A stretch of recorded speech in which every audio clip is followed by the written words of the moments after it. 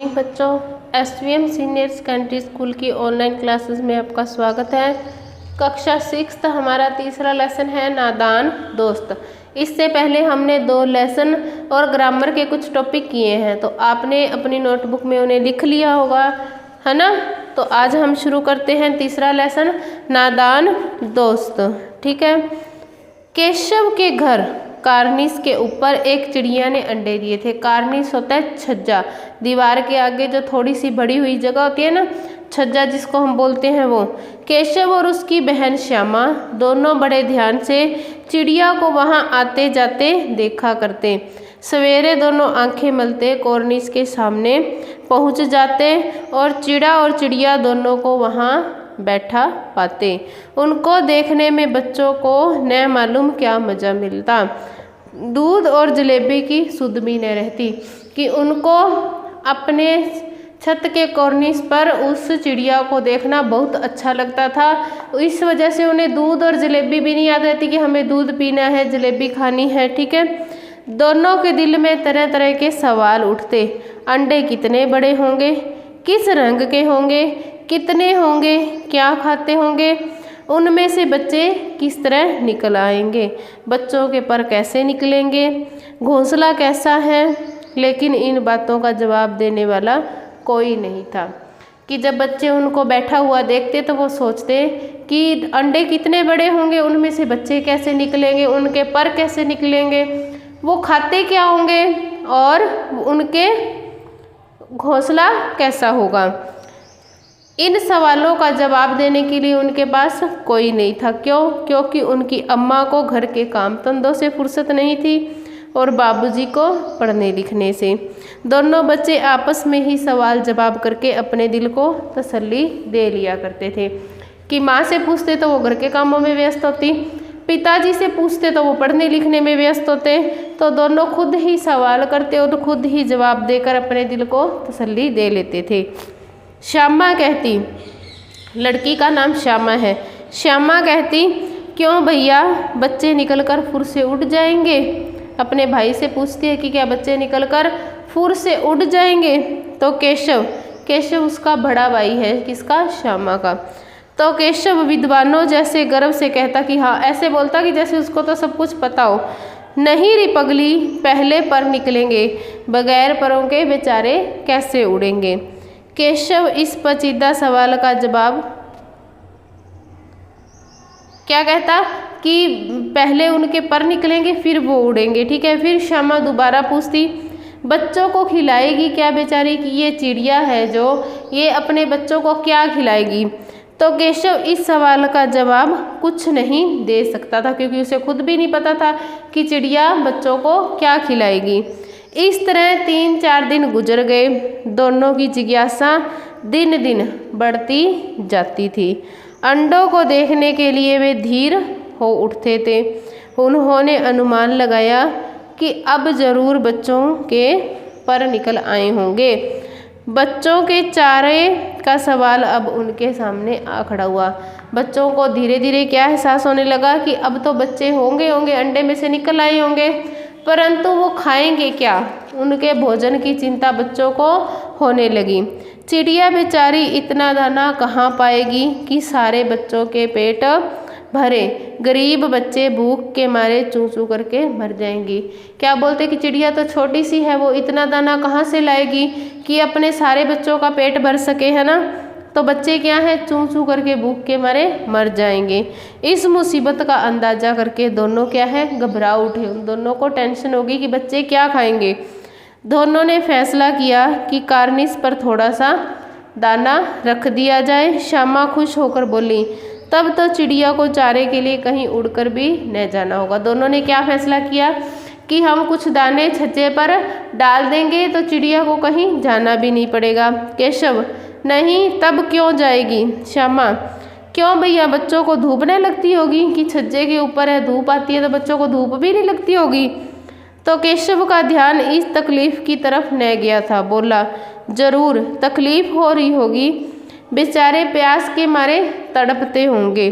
ऊपर छाया भी तो कोई नहीं कि छज्जे के ऊपर है, वहाँ पे कोई छाया भी नहीं है, पानी भी नहीं है, तो उनको ज़रूर तकलीफ़ हो रही होगी। आखिर यही फैसला हुआ कि घोंसले के ऊपर कपड़े की छत बना देनी चाहिए। पानी की प्याली और थोड़े से चावल रख देने का प्रस्ताव स्वीकृत भी हो गया। कि दोनों ने क्या सोचा, छाया के लिए तो हम कपड़े की छत बना देंगे, प्याली में पानी रख देंगे और कुछ चावल रख देंगे। ठीक है। दोनों बच्चे बड़े चाव से काम करने लगे। श्यामा माँ की आंख बचाकर मटके से चावल निकाल आई कि माता को पता चल गया तो डांटेंगी, तो इसलिए माता से बचकर वो क्या ले आई, चावल।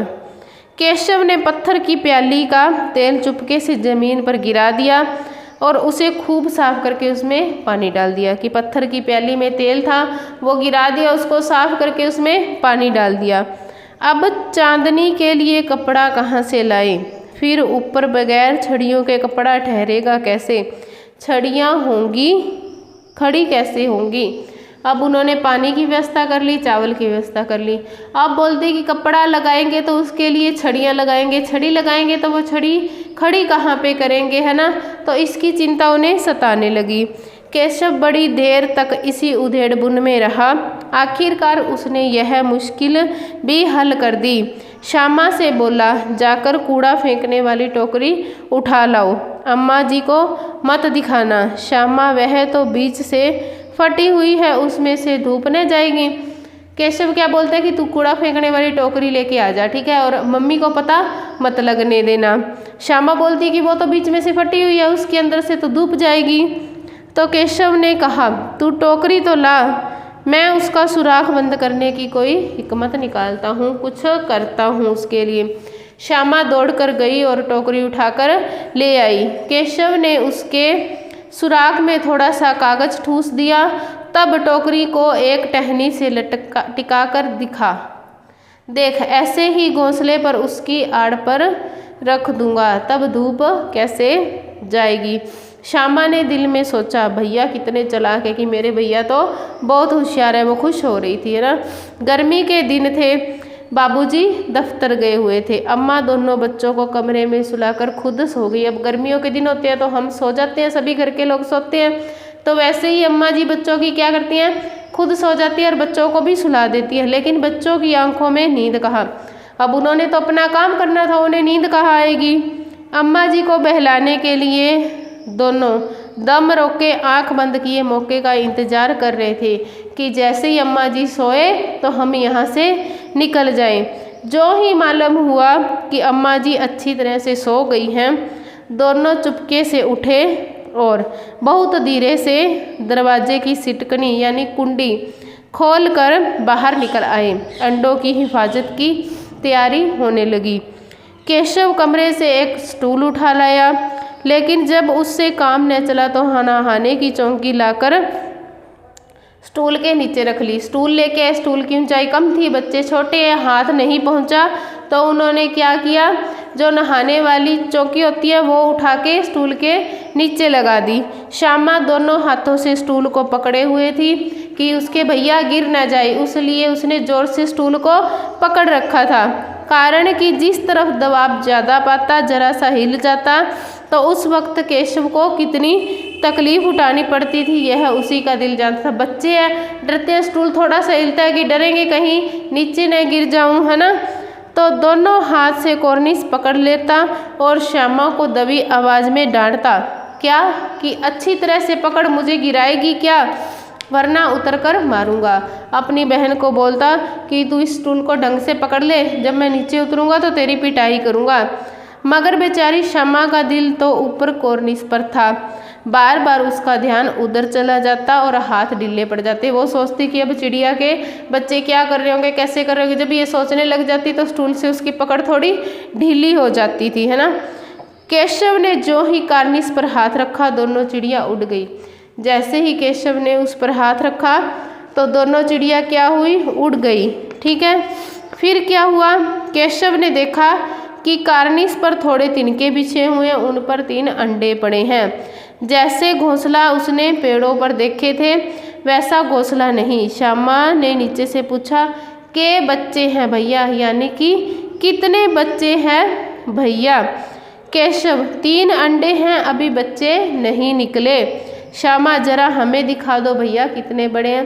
केशव को बोलता है कि 3 अंडे ही हैं, अभी उनमें से बच्चे नहीं निकले। तो वो नीचे से बोलती है कि हमें भी दिखा दो भैया। केशव, दिखा दूंगा, पहले चिथड़े ले आ। चिथड़े यानी फटे पुराने कपड़े ले आ, नीचे बिछा दूँ। बेचारे अंडे तिनकों पर पड़े हैं। क्या कहा कि मैं इनके नीचे कपड़ा बिछा के उसके ऊपर अंडे रख दूंगा, क्योंकि अंडे क्या हैं, नीचे पड़े हैं, तिनकों पर पड़े हैं। श्यामा दौड़कर अपनी पुरानी धोती फाड़कर एक टुकड़ा लाई। केशव ने झुककर कपड़ा ले लिया, उसकी कई तय करके उसने एक गद्दी बनाई और उसे तिनकों पर बिछाकर तीनों अंडों को धीरे से उस पर रख दिया। तो ये हमारा आधा लेसन कंप्लीट हो गया, आधा हम आगे करेंगे। ठीक है।